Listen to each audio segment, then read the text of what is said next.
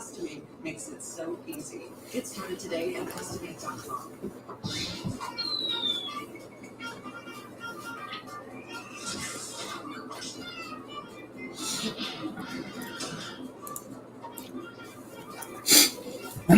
Welcome to Friday, everyone. This is Cassandra Williamson with Transgender vs. Veterans of America, your executive director. There's a disclaimer scrolling across the bottom of the screen. Please be aware of that. All the opinions expressed here are mine and mine alone. They do not necessarily represent those of any particular organization, agency, department, or anybody else. And so they're mine. Just want to make that clear. We were going to have a live show today with Sarah Colasanto sitting beside me, but she is in Pikeville, Kentucky, about 30 miles from where I am right now. And she was having a challenging morning, trying to find some food and coffee and all kinds of stuff around the Pikeville area. So I'll let her tell you about that story later this evening. She's going to come on at 6 with me. So we got that coming up. Sarah will be here, and I apologize she's not here right now, but that's fine. And so she is in the area. She flew into Charleston just a couple of days ago, Charleston, West Virginia, and then rented a car and drove all the way over here in Pike County, Kentucky, which is the only way to get here really quickly. So there's a lot of stuff going on, folks, a lot of stuff going on. This week has been really interesting. We got a lot of stuff to cover. Having to do with Florida, Missouri, Kansas, and West Virginia, you name it. I mean, the narrative that the Heritage Foundation has put out there, it has absolutely, you can see the narrative showing up in state houses across the country. That same narrative. And with that, let me roll the intro.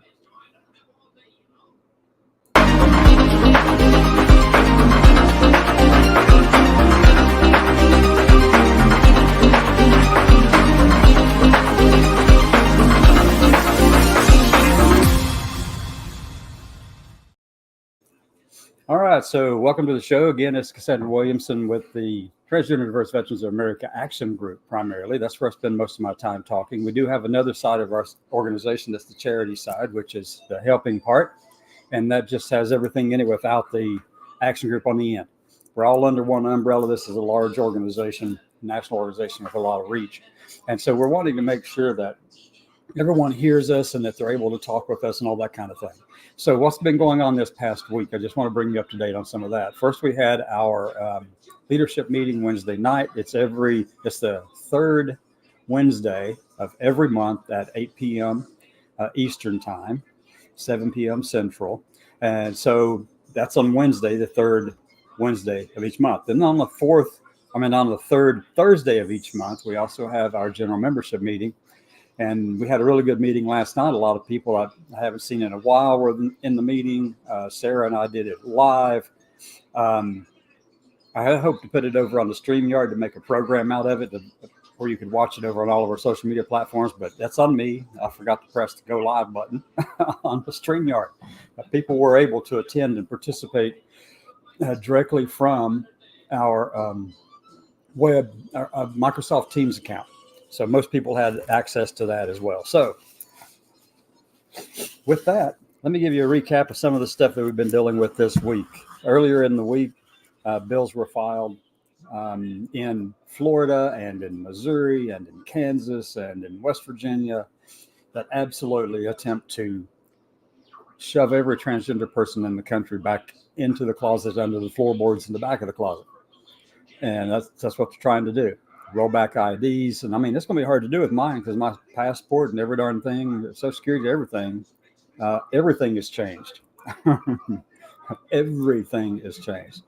How they intend to do that, I don't know. But, these states are out there to do it. And this is the time of the year where they're kind of punching down on a small minority population in the country because, they just don't want to see us around. And unfortunately, they've got a lot more vote and power than we do.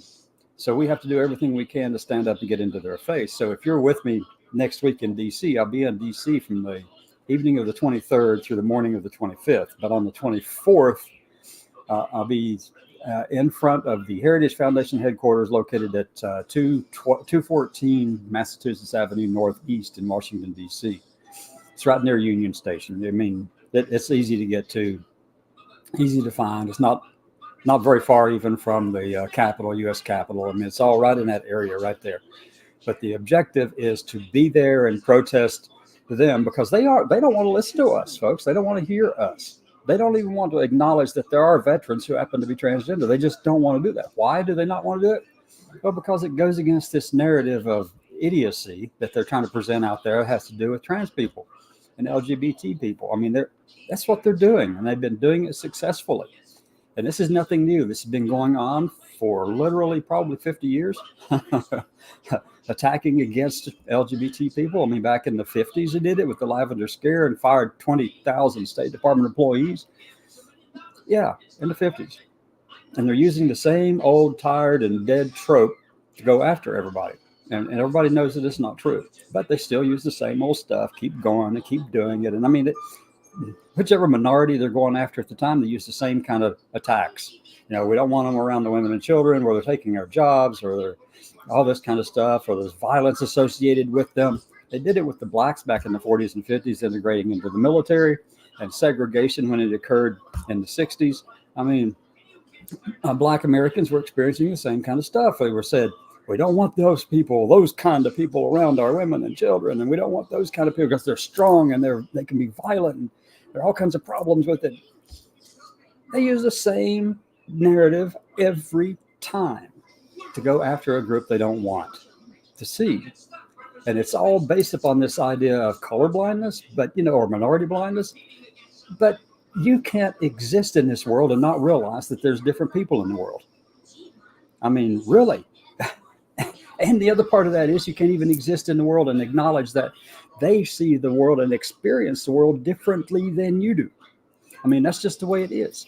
And they're, for instance, social determinants of health are different, are less than for other populations, for minorities, all of them, any minority in the country. Their social determinants of health, the things that impact their wellness and well-being, it's different. It's lower than, on average, than the others. And if you demand color blindness and eliminate all the recognition of the different groups that are out there, well, then you're just saying, I don't want to see you. I don't want to see you. I don't want to acknowledge you. I don't want to see who you are. Talking about either racial or ethnic or LGBT or anything. I mean, any group. Chinese back in the 1880s and 90s, early 1900s, Latino people coming across the border in the early 1900s. And actually, it went back even further. You go back to the 1840s when the Irish people were sweeping in droves into New York City because of the potato famine that was taking place in Ireland. And what happened? People were going, we don't want those Irish people around. That was the 40s. We have a really long history of going after people we feel threatened by. We've done it forever. We come by it honestly. I mean, it's nothing new. We all know that. It's just part of our history. But if we whitewash that history and we'll do away with that history and kind of like Florida's doing, they don't want to talk about racial things in the history classes because they want to whitewash that class or color blindness in the class. No, you're going to ignore things like this. I bet how many of you out there right now know that in 1754, the year 1754, Ben Franklin wrote a letter from Albany, New York. And in that letter, you know what he said? Now, he grew up. He matured a little bit after that. He changed a little bit. And didn't start talking like that later. But in 1754, he wrote a letter. And in the letter, he said, we don't want all those people over here from Europe and around the world of a swarthy complexion. That's the word he used, swarthy complexion. It's in the letter. It says, we don't want people from Mars, because Mars had just been discovered and all the canals on Mars, they thought they were actually canals and things that people were living there.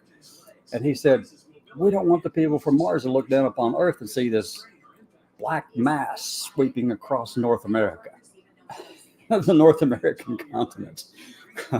And he didn't want people of a swarthy complexion. What do you mean by swarthy?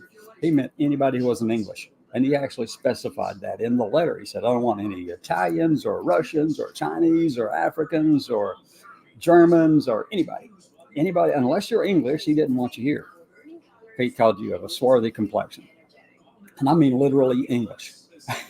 not, not any other group, not French, none of that stuff. He didn't want any of it. That's Ben Franklin, folks, in 1754. And I bet you $1, very few of you have even read that letter or even know that the letter exists. Why? Because that's a part of our history that we don't want people to see, which is what Florida and DeSantis and all that bunch are trying to do right now. Sweeping that whole stuff, all that stuff under the rug and said, no, that's not who we are. But you know, that's always, the victors always get the upper hand on how history is written. They can go in and make it sound like whatever they want, but it's upon the rest of us to actually go out and actually read these things and learn a little bit. So, I mean, it's just the way it is. It's just the way it is. So we come by all this stuff honestly. And all this combativeness that's in the media today, we think that, oh, this is so bad today. We think it's so bad. It's so horrible. No, there have been a couple other times when it's been really bad too. Like, let me just say, when George Washington was president, 2 members of his cabinet fought each other and argued each other anonymously in newspapers that they controlled. Hamilton and Jefferson, they went after each other left and right in the newspaper, so much so that Washington called them down and said, you two have got to stop. This is me paraphrasing what he said. You two have got to stop this. You're dividing the country. Duh. And they were on Washington's cabinet. He wanted them there because that represented diverse perspectives, different views of the world. Hamilton being someone who grew up in New York, you know, and Jefferson being someone from the country out in Virginia at the time. That would have been the countryside, but an agrarian kind of background. So you had those two, one cosmopolitan, one agrarian. They were all after each other. You know, Jefferson didn't like anything that Hamilton had to say about banking and manufacturing. And Hamilton didn't like anything that Jefferson had to say about, you know, protecting the local community and all this, because he thought that Jefferson was more of a not a federalist so much. He didn't think in terms of that. He was more of a state person, state-centered and focused person more than federal, whereas Hamilton was more federal. But they fought each other left and right in the local newspapers, okay? They did that all the time. As a matter of fact, it got so bad, and I've already mentioned that Washington had to call them down, but Martha Washington actually refused to speak to Thomas Jefferson for 10 years. She never spoke to him for 10 years. You know why? Well, she considered him, Martha Curtis Washington, considered Thomas Jefferson to be a hypocrite. And they were both from Virginia. So she said, he's just a hypocrite. No way. I'm not talking to that person at all. But anyway, they actually made up later on, but it was after 10 years. And I think probably whenever Jefferson became president. So I mean, here we go. We got these people fighting in our history, and most of you will never hear the history. Most of you will never know these things about our history because, you know, they're going to make sure that you don't. They're going to make sure that the books that talk about all that stuff on the side, you know, they don't want you to know about it. You know, that's just the way it is. That's just the way it is. That's always been that way. The next big event that occurred was right around the time of the Civil War. And I mean, you have people saying that today they're saying they've been fighting ever since the war ended. And well, actually, it's probably about 20 years afterward. But they started saying things like, oh, it's not about slavery. Yes, it was about slavery. The Civil War was about slavery, period. It's not about states' rights. That was a side issue. The real issue was over slavery. And we know that because when they wrote the Confederate Constitution, guess what was in it? 4 instances. It was exactly like the U.S. Constitution, except for these 4 clauses and one other issue. These 4 clauses said, you shall not ever, no law shall be made in the Confederate States of America that would abridge the rights of people to own slaves. The institution of slavery. Yeah, they did it 4 times in there. And the other difference was they enumerated every line. It's not like in the Constitution now. But anyway, so we got all this stuff going on around us, and we think it's all unique and new and different. But no, it's not. It's stuff that's been going on for a while. We see it today. The problem is we got to figure out a way to get through the next 12 months because we have an organization that's 50 years old. Last year, in 2023, it's 50 years old, formed in 1973. And their new leadership, under their new leadership, they have put a bullseye on people like us. Any minority in this country, they have put a bullseye on you. And they specifically go after trans people in the country. And it's a vileness that we can't really, I mean, it's not justified in any sense of the word. However, it makes an easy target because there just aren't that many of us. They know they can punch down at us, and then it's hard for us to punch back.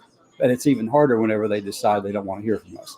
And that's just the way it goes. Let me see over here who's commenting. That's the war. They're trying to change history left and right. Yeah, Ray, that's exactly right. Ray, thanks for watching from down in Atlanta. Yeah, I mean, right after the war, there was a Confederate senator from Texas. His name, Oldham, I think was his last name. Might have been something like that. But anyway, he actually wrote in his autobiography of the war, he said, look, for all those people out there trying to justify this war as something not over slavery, well, they're just hypocrites and lying. It was about slavery. That's what he said. He was a senator from Texas at the Confederate Constitutional Convention, as well as the state government. So anyway, I mean, we know that. We knew the apologists came along and tried to cover it up and make it sound like something it wasn't. But it's always been about slavery. And if you've got politicians who can't tell you that, who can't acknowledge that, then we got a problem. So, yeah. So, I mean, it's just craziness out here. We've got a lot of crap going on. So right now, the Heritage Foundation, though, is leading this big effort to shove all minorities under the rug, back in the back of the closet, under the floorboards in the back of that closet. And they're pushing this thing called color blindness. And that's a BS way of describing things, because it will not work. You cannot look out the world and not see color. You cannot look out the world and not see minorities. You can't do it. And I've already discussed what's happening with that. If it's a minority population, there are social determinants of health, and their health standards and wellness and well-being and all those things are impacted greatly because of that status as a minority in this country on average. Yes, there are some that are doing really well. There's some that are doing really bad, but averages, then the social determinants of health and all those things, the wellness characteristics and all that, that's just what's going on. But you've got the GOP, as Ray is saying over here. You've got, let me see. Yeah, that's impossible. People like to say they're colorblind. I exit stage left because it's a lie. Society doesn't ignore my color. Ray, I know you're exactly right. Ray nails it every time. And I enjoy having a conversation with Ray, because Ray and I kind of like, listening to each other and moving forward. But I'm going to tell you something right now for anyone who's listening out here. This is recorded so you can watch it later. But colorblindness is not what they're after at Heritage Foundation. They say that because they think that that's something that MLK said and that it was pushing in that direction. But if you take it out of context, you miss a whole lot of points around all of that. But that's not what it's about. What Christopher Rufo, the Heritage Foundation, Matt Walsh are talking about is assimilation, not colorblindness, not multiculturalism, not polyculturalism, any of those kind of things, not those identity or diversity characteristics, those things. Because one is to try to say that you're going to be colorblind is just stupid.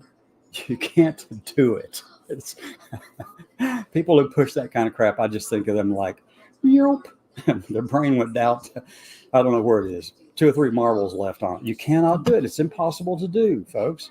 You can say it out loud all you want, and by saying it, you're not making it real. It's not going to happen. It's a Pollyannish kind of way of thinking. It's a hope that aspirationally, sure, we'd love to be at a place where people just accept people for who they are and everything's fine, that everybody's at the same place in terms of wellness and health and well-being and psychologically and employment-wise and all this kind of stuff. We'd love to see that across the board for everybody.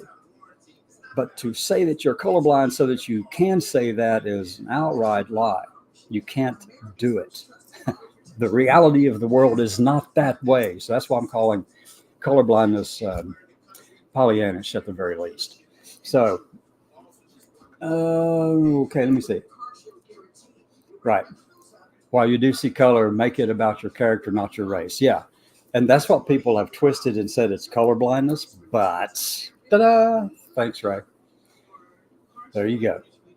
have to make it about character or merit. But if you start talking about meritocracy, then you've got a whole other issue with that one too.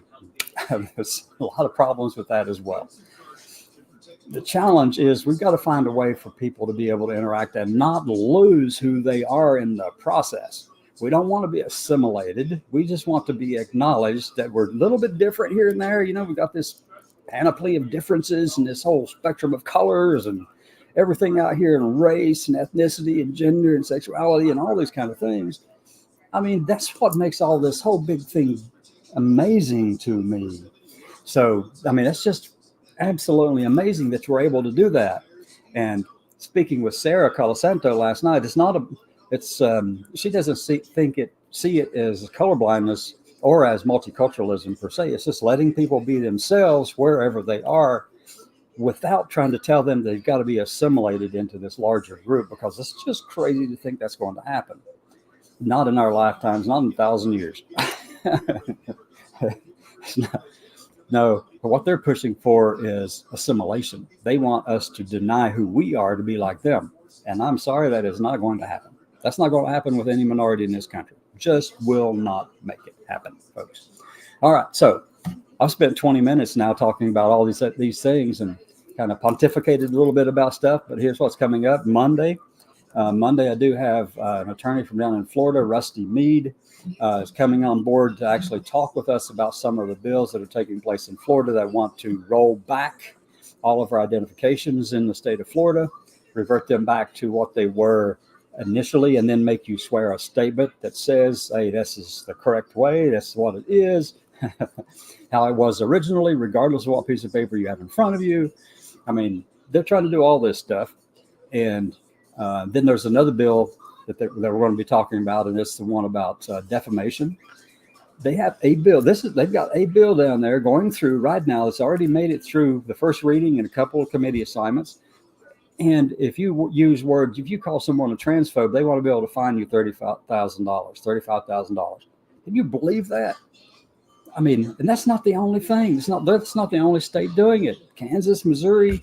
I'm not sure about West Virginia. I think there's a couple of states in a row here: West Virginia, Kansas, Missouri, Florida, and I'm know darn well Alabama's going to roll in on all of that too. But this is all part of that narrative Heritage has been pushing. They're going through there and removing all references to the word gender, because they don't think that gender is a valid description of anything. They think of it as being synonymous with the word sex. It's not. We know better now. We've known better than for 50 years, but those two aren't the same. You can't use those two interchangeably. They're different. Yeah. I'm not changing anything about me either. And I won't take the bet on that. You and I'll be standing side by side. But that's what Florida's trying. That's what West Virginia's trying, and Missouri is trying, and Kansas is trying, and you've got all these other states out there trying their darndest to remove transgender people from all references in their records. But let me tell you something. If you think they will stop on that, you're ignorant. Let me put it that way. You're just plain blind to it. I mean, they're not going to stop with just us, folks. They have found a way to go after us and to get some of the things accomplished, because we're not a large enough population to have much of a voice against them. We don't control a lot of the media sources out here. Don't have any kind of input into it. And I'm going to tell you, it's crazy, because they think that if they can get rid of the transgender people, pull them out of society, guess what's coming next? Marriage equality, LGBT issues across the state, any kind of recognition. One state I read this morning actually put in a bill that includes things like that. And they put a little clause out to the end of it, and they say, now, if the Supreme Court rolls back marriage equality, then this law will kick in, and there will be no more same-sex marriages in their state. And what they did is they grandfathered the clause in. They wrote a little clause in there that said, hey, this is what we believe in this state. We do realize that the Supreme Court of the United States has ruled in support of that, but this new conservative majority on the Supreme Court, they're likely to roll back that. If they roll it back, we're rolling it back in the state too. So, yeah, and this is what Ray has to say. Oh no, a bunch of minority groups are on the heels, and they're like a runaway train. Yeah, Yeah, agreed.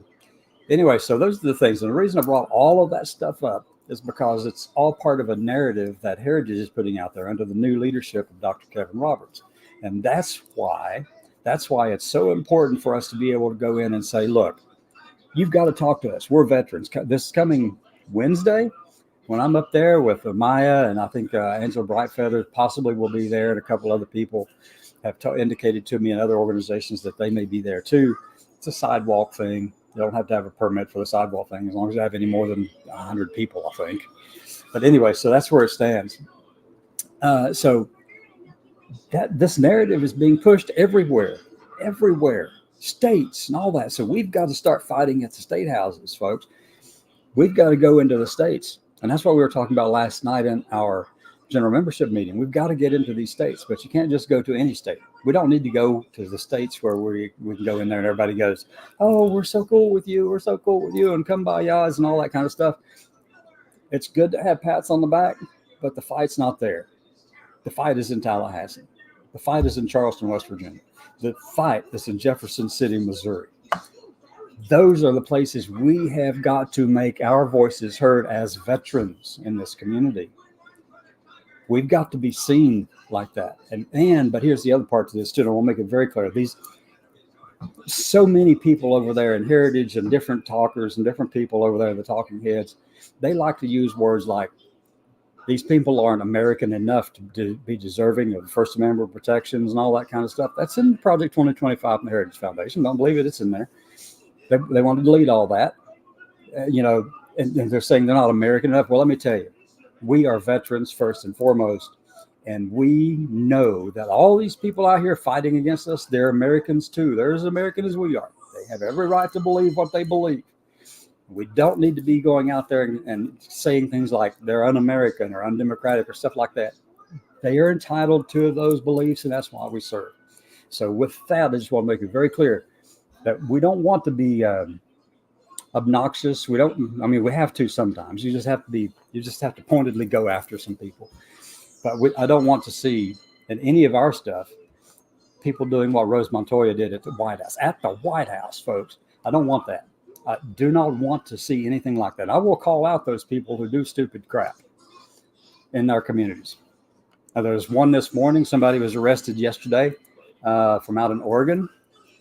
And she had threatened a bunch of people. She was a trans woman. She'd threatened a bunch of people. She'd posted stuff in support of Hitler and Nazis and all this kind, in support of, not calling them out about it, but in support of, she'd all this stuff, and that she'd threatened people and everything, and had bunches of weapons and all kinds of stuff in her house, and the FBI arrested her. Well, I would have been the one knocking on the door to help them. Because we don't need that kind of stupidity in this group. If you're like that, leave. I don't want you here. Period. Anyway, it has now been about 30 minutes. So I just want to not go much further than that. Come back this evening. Sarah was going to be with me. She is currently in Pikeville, Kentucky, about 30 miles or so from where I am right now in Eastern Kentucky.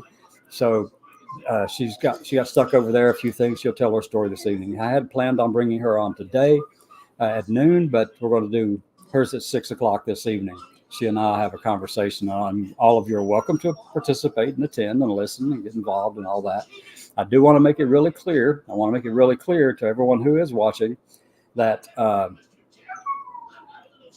Ray, she will be here this evening at 6. She's stuck in Pikeville. I think she may be listening in from over there in Pikeville in her hotel room. But I'll let her tell her story later this evening whenever she comes in. It's her adventures in Eastern Kentucky, having flown in from New York to Charleston and rented a car and all that. I mean, it's she came looking for squirrel. We don't have squirrel. We don't feed people squirrel. I'm sorry. No, Sarah will be here though. Hopefully she's feeling well enough, but she should be right here beside me later this evening. But anyway, she and I do have a meeting at 1:00 Eastern, but it'll be virtually. She's going to be on her phone or computer or something from her hotel room in Pikeville with Michael Pett with Uber as we discuss things going on with their Go Transport program. So a couple of things to remember. One, we've had some really good meetings the last couple of days, our leadership meeting as well as our general membership meeting last night. We've had good conversations and stuff. Put me in front of a camera and mic and I'm going to keep right on talking. And I have to keep looking over at the clock or something to remind myself, wait a minute, I've been on here 30 minutes. Just, I'll have to listen to the recording to find out what I said. So anyway, that's where we are at this point. Everyone have a great day. What I'm going to do is do our little outro, which is our intro, but outro. And we'll call it a day. Talk to you later.